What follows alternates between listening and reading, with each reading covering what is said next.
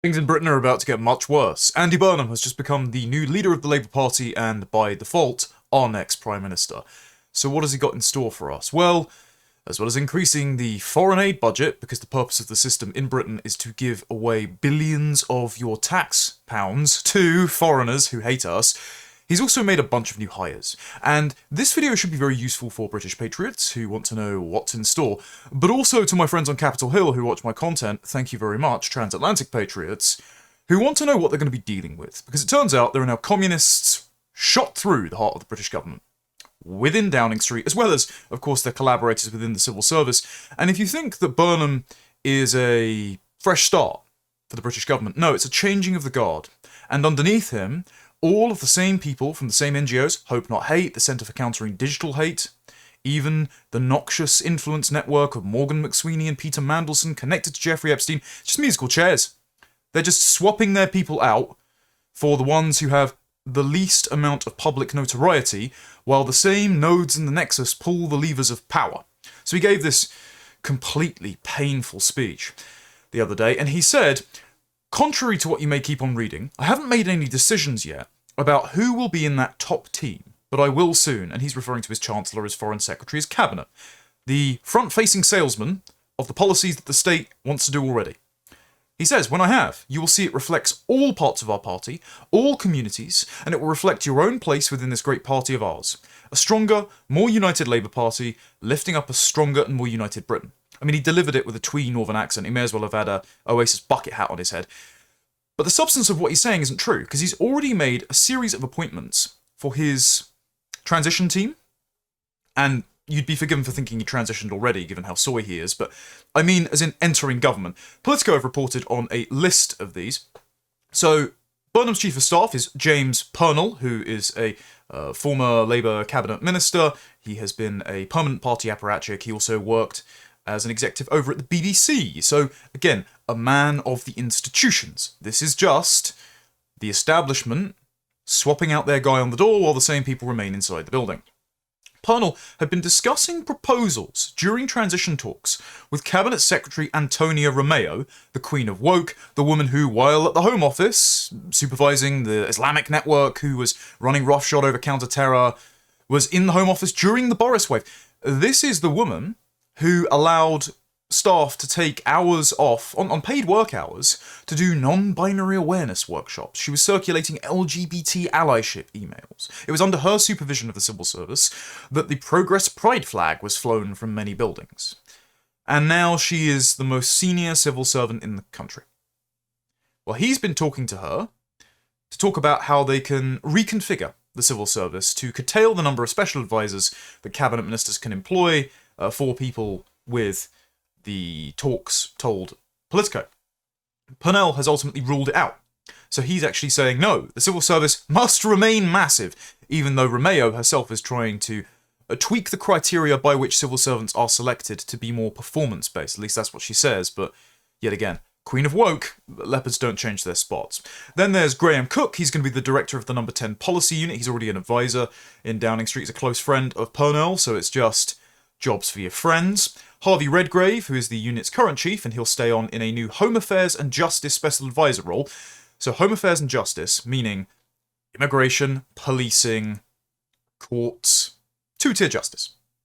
Fantastic. So the guy that's already overseen the terrible policies will remain in place, and then he'll take on the most important, arguably, policy portfolio in the country.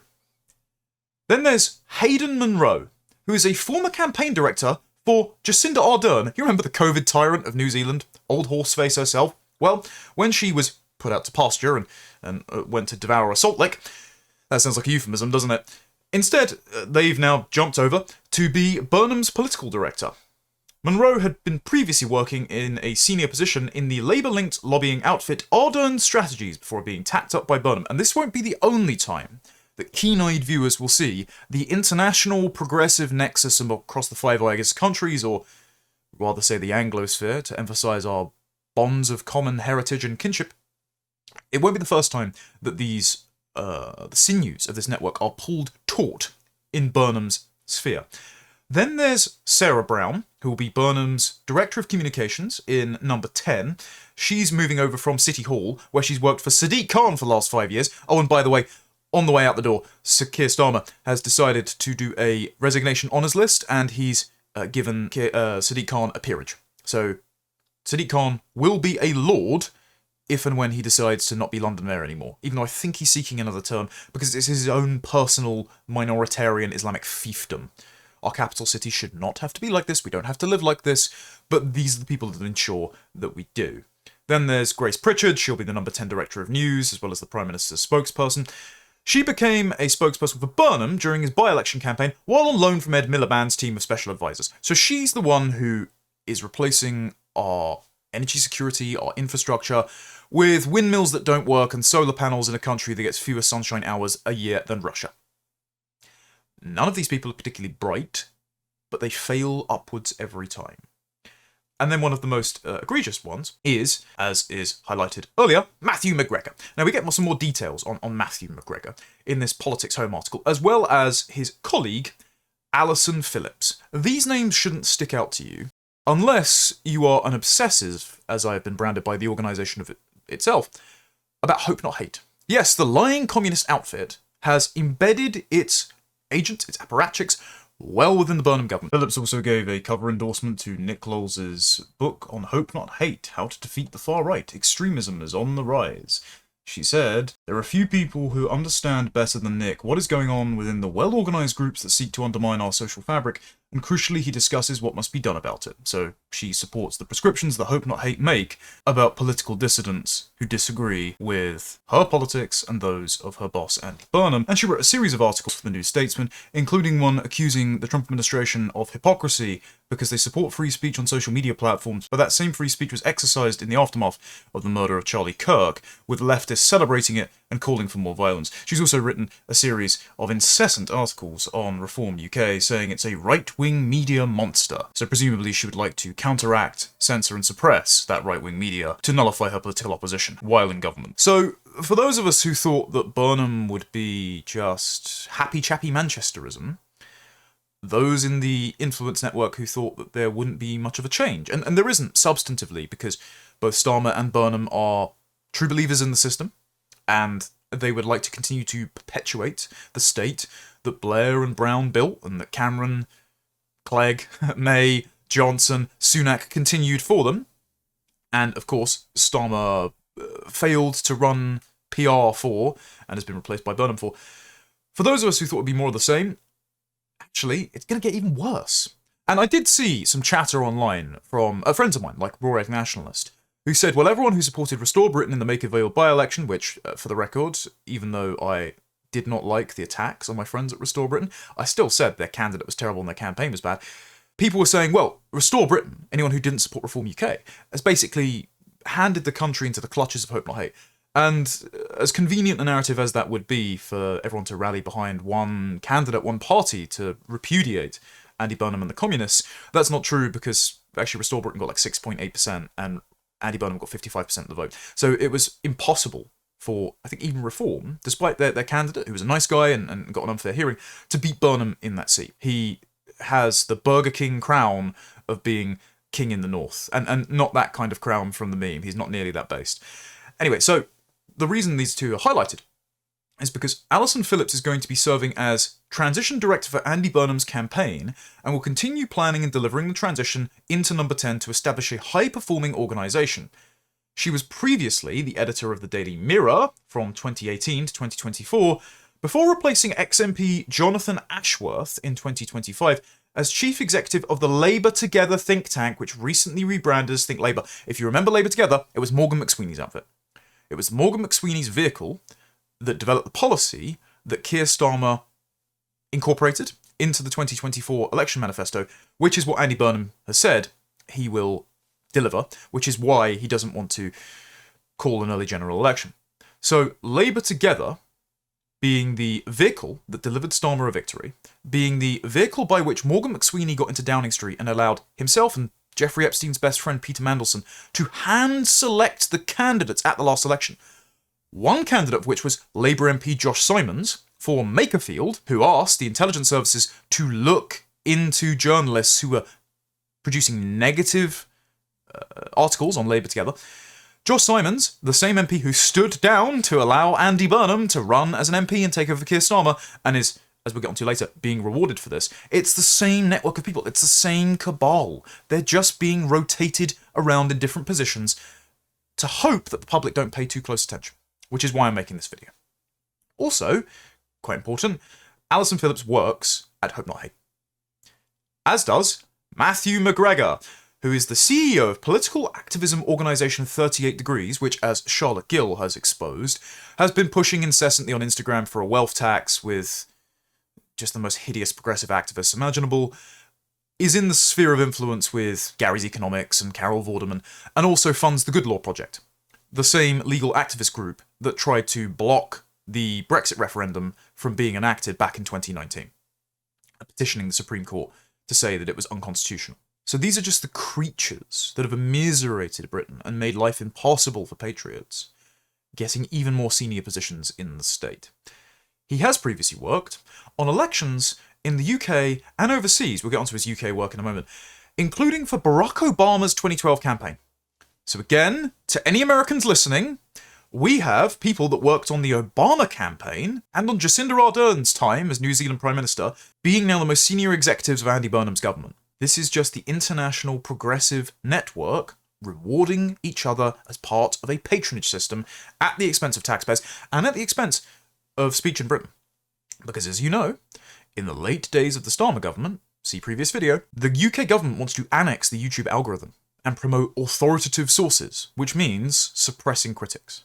And their shortlist of who can be counted as a critic includes the people profiled in Hope Not Hate's annual State of Hate report, which is printed and sent to every allied MP, is circulated around NGOs, is reported on as if it has any legitimacy by formerly prestige newspapers like The Times. Turns out, Matthew McGregor is formerly the Director of Campaigns and Communications for Hope Not Hate. Why is he being hired at this time? Well, it's because he ran the campaign against the Brexit Party and Nigel Farage in 2019. As you can see, Hope Not Hate's campaigns director Matthew McGregor explains how we undid the Brexit Party threat at the election. That's the reason Burnham is bringing these people in. It's not just that they're his ideological co-belligerents, they're also a bunch of open borders socialists and communists. It's not just that this is a way of rewarding their activists and charities, their professional activists. It's also trying to sabotage reform, because they see that as the number one existential threat. Remember, Wes Streeting, in his resignation speech and in his letter congratulating Andy Burnham for winning the Makerfield by-election and supporting him as Labour leader, said, "We are in the fight of our lives against nationalism," and they consider Reform UK to be the battering ram of nationalism through the castle doors of 10 Downing Street. No matter people in the audience's respective complaints about Farage's previous softness on policy and rhetoric, they see Farage as the existential threat to their liberal open borders project. And so they're going to do everything they can to stop him and anyone in his ecosystem.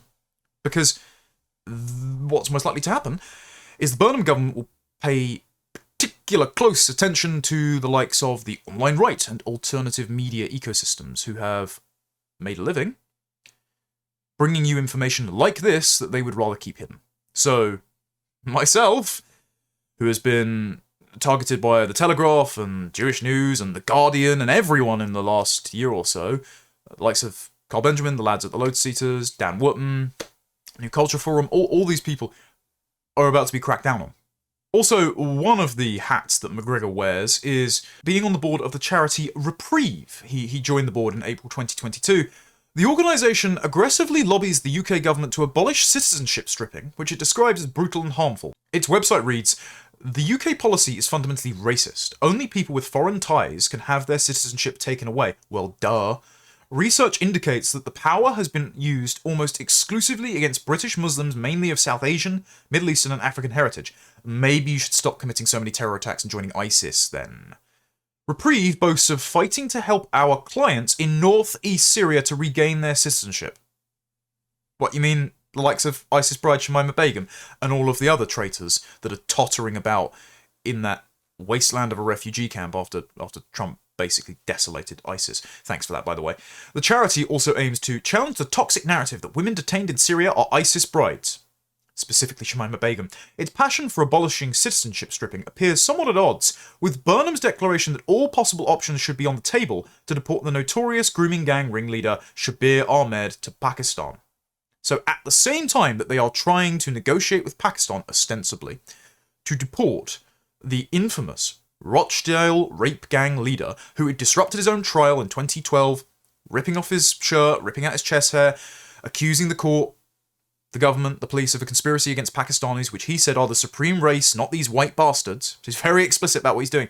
At the same time that his government, the Shabana Mahmood, are meant to be trying to do that, Andy Burnham has appointed a Hope Not Hate executive who has been campaigning for the last 4 years for the abolition of the ability for the government to strip British citizenships from foreigners and send them home, even if they've committed the most heinous crimes like terrorism and child rape. He's appointed him as one of the most senior figures in Downing Street. So that is who we're going to have to deal with in the UK, and that is who our American partners are going to have to liaise with if they don't do, I think, frankly, sensible measures like travel bans, visa restrictions, that they've used in the past against some of the same figures in the orbit of these new appointees. Also, I don't believe that Burnham is going to do everything in his power to try and send this guy home, because at the same time that Pakistan is refusing to take back their rapist, and at the same time as he's raising the overall budget for foreign aid, just giving more of our money away to countries that hate us, the Labour government has given £153 million to Pakistan. So, rather than using the visas that we provide to Pakistan every year, diplomatic, family reunification, for some godforsaken reason, even visitor visas, and foreign aid, rather than using that as leverage to get them to take their criminals back, the government's given them millions, hundreds of millions in taxpayers' money. At the time where our deficit is like 134 billion, at the time where welfare payments are more than income tax receipts, they've decided to send that to the country that refuses to take back its rapists who believe they are the supreme race and target our children because they're white. They just hate us. They're not even hiding it at this point. The other piece of work that Matthew has been doing, Matthew McGregor, is using Hope Not Hate as a vehicle to wield the accusation of anti-Semitism like a cudgel. And this is the accusation they've persistently used against me, by the way, which is quite strange. I always find this laughable because, I mean, Israel doesn't really take up a large share of my output, unlike other podcasters. That's their issue, not mine. And I know of at least 4, count them, high-profile Jewish guys on the right who are actually like completely on side, hello lads, who watch my stuff and know this is ludicrous. So this accusation is just an attempt to create a career kill switch, right? They just want to flood the zone with negative press about you to smear your reputation and to give the government a pretext to silence you, possibly even prosecute you under the penumbra of online communications offences or hate speech legislation that we have in this country that we should immediately get rid of on day one of the next government. Matthew McGregor has been amplifying the plastic, flexible accusation of anti-Semitism through Hope Not Hate, and it's because the vehicle that delivered Starmer a victory wasn't just Labour Together and Morgan McSweeney and the Epstein Network, but it was Jewish Labour, who used accusations of anti-Semitism like a deflector shield from criticism, while they used them to also unseat Jeremy Corbyn and his allies from the Labour government. And here's a podcast in 2021 that Matthew McGregor recorded with Ruth Smeeth. Now, you might not remember Ruth Smeeth. She's now Baroness Ruth Anderson, and she is a grandee in the Labour Party. She previously worked as the Director of Public Affairs and Campaigns at the Britain-Israel Communications and Research Centre, that's BICOM, from November 2005 to 2007. She's also worked for the Community Security Trust and the Board of Deputies of British Jews, which has changed its composition somewhat and is now talking about anti-white hatred alongside anti-Semitism, so maybe they're finally learning that you're importing the deadly anti-Semitism or deadly hatred of Jews, rather than the far right, the phantom far right being the real threat. But she is very much someone who has played up the threat of the far right. Like, for example, that terror cell that was trying to commit some sort of attack using drones against a Muslim gathering of thousands of people in, I think it was Suffolk, that turned out to have been a complete lie, even though Shabana Mahmood and Keir Starmer commented on it, because the majority of the people haven't faced any charges. It turns out they were just flying drones near the event. So this is someone who has confected the bogeyman of the reincarnation of Adolf Hitler, while also calling, as part of Hope Not Hate, for opening Britain's borders, importing violent thugs from the Third World who hate and kill Jews and whites alike. Men like Rochdale rape gang leader Shabir Ahmed, considering Hope Not Hate has consistently not just denied, downplayed and dismissed the ethnic and religious nature of the grooming gangs, but has also attacked grooming gang victims and their families, like the mother of Charlene Downs, whose body has never been recovered because it was suspected that her rapists and killers ground her up into kebab meat and sold her to customers, but also recently a member of Restore Britain who herself had been raped and trafficked by the gangs, and they, and then the Times, who reported on Hope Not Hate's bogus report, decided to besmirch her name. So they're just sick and twisted people. Well, it turns out that Ruth Anderson, a senior Labour baroness, was a member and a trustee of Hope Not Hate for many years. She was the deputy director of Hope Not Hate from 2010 to 2015, and also she was a trustee of their charitable trust until July 2024, according to her Register of Interests on the House of Lords page. She was also conspicuously named in a 2009 US Intel communique as a trusted source to strictly protect, who was feeding them information about internal Labour Party affairs. So she's connected to the intelligence community, influential Jewish advocacy organisations that have in the past wielded the accusation of anti-Semitism improperly to gain more power in politics and deflect criticism from themselves for their own conduct. And she just so happens to have been a long-time communist activist with Hope Not Hate. Also, when she left Hope Not Hate, she was replaced by a woman called Gemma Levine, who is the chief operating officer of Morgan McSweeney's, yes, the same advisor for Keir Starmer, the Centre for Countering Digital Hate, the very same Centre for Countering Digital Hate that tried to interfere in the 2024 US presidential election, working with Amy Klobuchar's team to kill Musk's ex.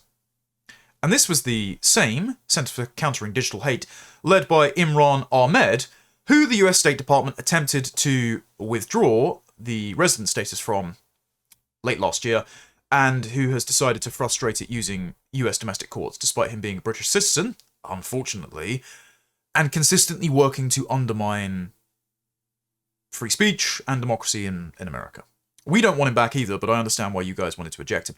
But I'm just building this picture for both us in the UK to brace ourselves for the censorship. It's highly probable that my livelihood will be taken from me. I know this, and so I'm just going to press on it. It's a matter of urgency. But also in the US, you need to know who you're dealing with. You're dealing with a massive censorship industrial complex who is sympathetic to communism. And I mean communism because Matthew Collins, not McGregor, Matthew Collins, the research director over at Hope Not Hate, the former member of Combat 18, which may or may not have been an intelligence outfit in the first place, in 2013 he got up at a Hope Not Hate event in front of a hammer and sickle, said, "Comrades, Hope Not Hate, you are our Red Army." Comrades, brothers and sisters, hopenotHate.org.uk, you are our Red Army. Thank you very much. And he admits to attacking, quote, Asian women with a hammer during his time as a, quote, far-right thug. And we got into this meeting and we saw we outnumbered and we outpowered the people in there who were mainly women, mainly Asian women, and they attacked us, or we attacked them, with hammers, with chairs, with tables. It hospitalised 17 people. These are the people that Hope Not Hate employs and thinks are credible voices on what is and isn't extreme. He's also a member of the Communist Party in Britain. I don't know about you, but I've never attacked any woman with a hammer. I've never praised a murderous, genocidal dictatorship. But these are the people that Andy Burnham thinks are credible, competent government employees. So he's plucked them from a state-funded communist activist outfit and placed them in the highest office in the land. Smeeth was then parliamentary chair of the Jewish Labour movement from April to November of 2019. That was while she was an MP. She was then unseated. Margaret Hodge was her vice president. Margaret Hodge was Labour MP for Barking and Dagenham, who was elected with the assistance of Hope Not Hate in the early 2000s. And they then elected Liron Velleman as their policy officer. If you don't remember Liron Velleman is the former Labour councillor who campaigned with Keir Starmer and Sadiq Khan at the last election. He was also an executive member of some synagogue. But he was also a senior campaigner over at Hope Not Hate, who represented Hope Not Hate during the parliamentary hearings for the Online Safety Act about protecting children from explicit content online, who is a child sex offender. He was caught in a police sting, sexting and sending explicit images to a 13-year-old girl. Though weirdly he didn't serve any prison time Strange that. And what you're seeing is people plucked from the permeable barrier between activist NGOs like Hope Not Hate and the Centre for Countering Digital Hate and the Jewish labour movement, who have used anti-Semitism as a shield from criticism. And we can see here, Margaret Hodge is at the front, Ruth Smeeth, or Anderson, is at the back, and this was at their Jewish labour movement conference. And as one of their keynote speakers in the year that Hodge and Smeeth were involved in the organising of it, was Peter Mandelson. The conference features journalist Gabriel Pogrund, who recently authored the book Left Out, looking at Jeremy Corbyn's tenure, in discussion with Lord Peter Mandelson, the former US ambassador, best friend of Jeffrey Epstein, mentor to Morgan McSweeney, intimately involved in Keir Starmer's government, was forced to resign in disgrace and stripped of his honours, in an event entitled Bedtime Horror Stories, which I suppose is appropriate. But I'm emphasising this to show this is a network of people who are disgraced, but are being rewarded by Andy Burnham anyway. And who do they hate the most? Well, if you look at Hope Not Hate's hit list, its dossier of all its opponents in its State of Hate report and its various articles every year, they keep writing ones about me. It's us. It's critics who point out these relationships, who point out their criminal conduct in many cases. Another example, the dubious use of a deed poll by Harry Schuckman, Hope Not Hate's operative during their dreadful documentary in 2024, to change his name to Christopher Charles Morton, to pose as an alias using a fake passport, because that's not his actual name, and he was publishing under his own name at the time, to the subjects of their hit pieces with The Guardian and that documentary, people who were under no suspicion of criminal activity. And again, during the documentary, he said, well, the reason I'm doing this is to fight fascism, just like the anti-fascists at Cable Street, because that's their sort of Katniss Everdeen moment, right? They live as if they are these anti-fascist vigilantes punching Oswald Mosley. And he said it's because my ancestors were killed in the Holocaust. Again, absolutely atrocious, but turns out that they're just using historical atrocities to accuse their political opponents of being Adolf Hitler and then bring the might of the state down upon them. So this is just totalitarian behaviour that we're going to have to brace ourselves for. Why am I mentioning Ruth Anderson so much? Well, it's because Anderson herself has been rewarded by Keir Starmer. She was, of course, made a Labour Baroness. She was then appointed as a House of Lords whip, so a very senior position, getting people into line. Also, in this image as well is a chap called Mike Katz. He was also given a peerage by Starmer in the New Year's Honours list of 2025, so again, this network is being rewarded and promoted. Anderson was appointed as Parliamentary Secretary to the Cabinet Office by Keir Starmer earlier this year. So she is also one of the most senior civil servants, alongside Antonio Romeo. So Hope Not Hate operatives are in the most senior positions in the civil service and Andy Burnham's government. She was also, by the way, preceded by Josh Simons of Labour Together, the guy who stood down to get Andy Burnham elected in Makerfield. It's the same influence network, recycling its people. She's not the only one as well. Sarah Owen, Gurinder Singh Josan, Antonia Bantz were all involved in Hope Not Hate and given senior positions in Starmer's government. Hope Not Hate even had a parliamentary working group. And if you want to know what Ruth Anderson thinks, she's going to be working in concert with Matthew McGregor and Andy Burnham. Here's an interview with her in 2016.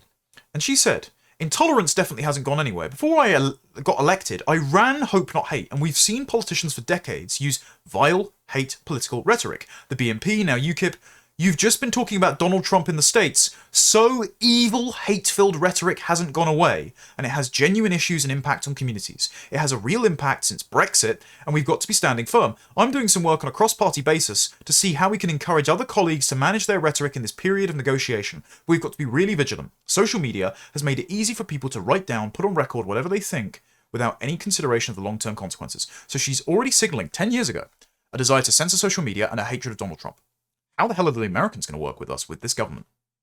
And it's also important here to talk about hate-filled rhetoric and how it can live on social media forever. Because in recent weeks, we've seen the murder of former Conservative politician and Reform spokeswoman Anne Widdecombe. And I suppose it's conspicuous then that Hope Not Hate had a page on Anne Widdecombe, claiming she has a long history of homophobic and sexist remarks that jar with Farage's claims that his party is intolerant of intolerance, that they've now deleted. It's archived, but they've deleted it. I wonder if that's because her prospective killer, who is a left-wing activist with an affinity for communist literature, according to Nigel Farage and the briefings he's had, I wonder if that's because Hope Not Hate's page on Anne Widdecombe was in his search history at the time. Guess we'll never know now because they've been busy covering their tracks. But the purpose of Hope Not Hate is to compile hit lists to outsource to the most febrile minds in the country, their ideological henchmen in Antifa, which they were doxing information about patriots on the European continent to, and hence why they were listed as a collaborator of Antifa in a Swedish government security report. Something, again, the Americans should be taking note of if they're trying to map out the international left-wing terror network. They know that they're doing this. They also reported on someone who then got attacked by a jihadist. So again, they know they're putting patriots in the crosshairs, and yet they're rewarded by the government for it anyway. They know they have violent thugs and even paedophiles on their payroll, and they're rewarded for it by the government anyway. And things are about to get a lot worse under Burnham, for us and our American friends, because Matthew McGregor also hates the United States. Now, if you're wondering why I'm using an archive here, it's because he deleted his account on the morning he was appointed. Don't worry, people archived and screenshotted it. This was back in 2024, so not very long ago. Just saying this so I can tap the sign in future. If Joe Biden is on the ballot in November, he'll win, and it won't be especially close, albeit closer than comfortable, given he's up against a maniac with fascist tendencies. So, it's not just that his political instincts are dreadful. It's that he thinks that the Trump administration is fascist, and he's one of the most senior figures now in Burnham's government. That means anyone even proximate to Trump's politics in our country, issues like mass deportations or national sovereignty, he's going to consider us fascist too. So he's going to end up cracking down on us, of course. This is contrary to everything the Americans believe about us. I just want to finish with a couple of comments from a senior US State Department spokesperson. This is Sam Samson. If you're not familiar with him, he's been doing speeches in other countries before. I've covered them. He is the Deputy Assistant Secretary of State in the Bureau of Democracy, Human Rights and Labour. And by human rights, they mean sort of natural rights, the perspective that national sovereignty is itself a right to self-determination for peoples, nations who form political collectives to represent their interests. So this is very much the sort of canon law perspective on natural human rights, rather than the post-war liberal universalist perspective on human rights that Keir Starmer has come to embody. And in this speech that he delivered on British soil during ARC at a Heritage Foundation event, partnered with the Claremont Institute, who of course own the American Mind. Claremont do some good work, some patriots over there. He decided to talk about our shared bonds of legal and political and cultural ancestry, but then our very real kinship that isn't just encapsulated by historical figures like Winston Churchill or St. Thomas More, who I was glad he mentioned in here. He actually said that the West, above all, is an embodied reality, with a unique and distinctive character, visible everywhere and anywhere they appear, from the English shires to the Australian outback to the great American frontier. It is a people possessed by a destiny, by the spirit of adventure, the sons of a small island kingdom that built an empire upon which the sun never set, so vast that it transcended the reach of the night itself. It is a people with a clear-eyed vision of who man is and what he is made for, who recognise at the core that man is made in Imago Dei, the image of God. From Aquinas and medieval monasteries to Runnymede and Philadelphia, our ancestors held to this fundamental truth. So it is not just a set of ideas. It is not a set of values that are not actually located to any one time or place, despite the prefix British or American or Canadian or whatever. It is a people with a shared inheritance, ancestrally, but also that their culture and their way of life is their property, passed down between generations. So it's kind of difficult to see how they'll work with a bunch of violent open borders communists who want to sever that link, bring in as many people as possible, call you a racist and an anti-Semite if you don't want to, and also censor anyone who is opposed to that agenda. If Sam was just a YouTuber in Britain, the government would be targeting him right now for all those things he said. They're probably going to target me for just repeating them. And on the point of open borders, we remember last year with November's national security strategy targeting the UK and Europe to say that mass migration presents a threat of civilizational erasure. And they said demographic displacement, white flight, is itself a human rights violation. Well, Sam hammered that home here. He points out, if you hollow out the West's anthropology, if you substitute out the people to whom the culture and the values and the feeling of kinship between the UK and the US burns most authentically in their chest, if you swap those people out, You do not get a neutral, frictionless order. You get a grey goo society that no longer believes it has anything worth defending, and a people without the confidence or clarity to defend against shared external threats. Pretty sure I've said that before, the sort of grey goo thing. Maybe my ideas are percolating in the ether more than I thought, but hey, but perhaps just great minds think alike. And then he says, now to the hardest matter, mass migration. Mass migration, pursued without limit and without consent, as it has been in Britain, is not one issue among many. It is the leading edge of civilizational erasure. A people is not an interchangeable population, and the West is not a set of ideas that anyone can simply adopt by stepping across a border. It is a particular inheritance sustained by those who belong to it. Mass migration is charitable to neither migrants nor citizens, and is rife with human trafficking, sexual violence, and the replacement of native populations. To admit large numbers of alien peoples is not to enrich Western civilization, but to dissolve it. This is an existential crisis facing all of us, yet too many Western leaders have abandoned civilization in service of their own oikophobia, guilt, self-hatred, and all-consuming hostility towards one's own homeland, often against the direct wishes of their people. And yes, we also see this concerning movement in America as well. Well, it's now at the heart of the UK government. I mean, bear in mind, Hope Not Hate's main criticism of me is that I have explained that the large swap theory, which I have to use a synonym for YouTube, or a euphemism, take your pick, is not an anti-Semitic conspiracy theory, but is rather an essay written by Renaud Camus describing the consequences for national culture when you import people from culturally distant lands. And he was delivering that lecture to a room full of Jews in Paris. So, they've lied about me, they've lied about the large swap, they're opposed to any limits on migration, and that nexus of censorship, of demographic substitution, of civilizational erasure, that incestuous network of Hope Not Hate and the Centre for Countering Digital Hate is now at the heart of Burnham's government.